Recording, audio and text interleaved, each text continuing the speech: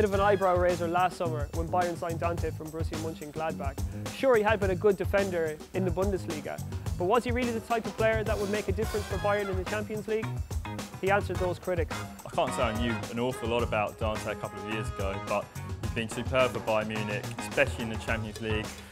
Dominant defender, powerful, great in the air.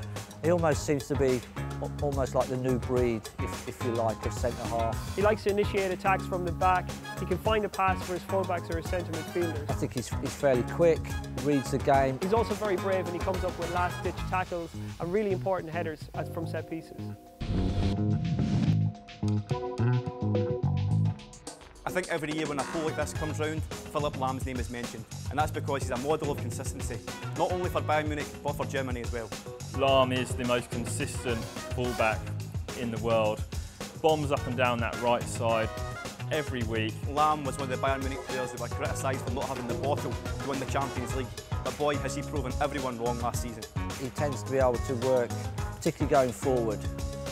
He's terrific overlapping. He seems to be able to work a relationship with any of his teammates that play ahead of him on that side, and that's very important for a fullback that likes to get forward.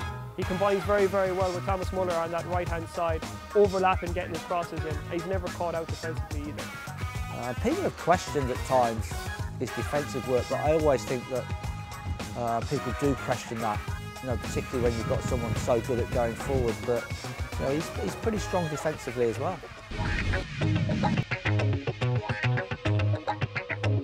Many questioned the ambition of Thiago Silva when he swapped AC Milan for Paris Saint-Germain last summer. However, he's shown in his first season at Paris that this project is something to be taken seriously as he's emerged as one of the best centre-backs in the world.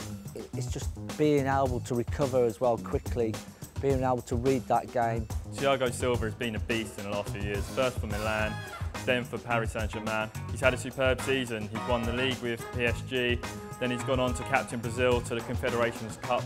Brazil, they have to entertain, don't they, as well? So I think sometimes they forget about their responsibilities defending, but Thiago Silva again he's fairly quick, reads the game really well. Barzagli is a very underrated defender. He struggled at the start of the season, but once he got going, he was an important part of the Juventus defence that didn't concede many goals in Italy or in Europe. Barzagli almost come out of nowhere in the last few years in relative terms, but he's been the linchpin of a very efficient, very organised Juventus defence.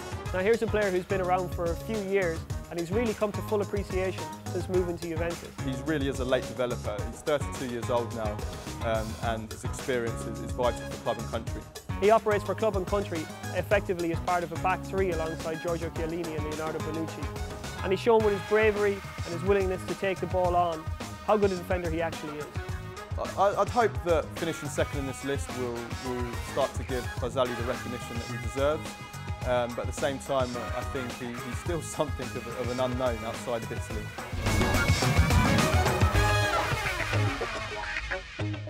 Late in the 2012-13 season, the then Real Madrid manager Jose Mourinho said that Pepe had a problem, and that problem was Raphael Varane. Some people might be surprised that such a young defender has topped to a poll, but Varane was an absolute revelation when he came into the Real Madrid team halfway through the season. Replacing Pepe, he was masterful against Barcelona in both Copa del Rey ties. Quite simply, the young Frenchman usurped Pepe in the Real Madrid pecking order and has emerged as the outstanding central defender in the under-21 category in Europe.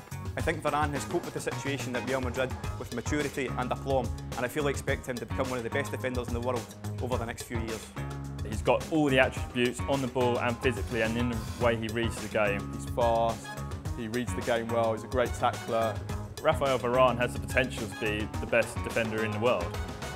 He was probably Real Madrid's best central defender last season, but in terms of winning this poll, he's not there yet. For someone who only played really half of the games for Real Madrid last season, he probably doesn't deserve to finish first in the poll.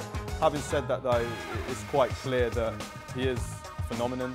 It shows the widespread regard in which Varane has now held that he's won this award, and I expect him to win it for a few years running yet if he can maintain his form.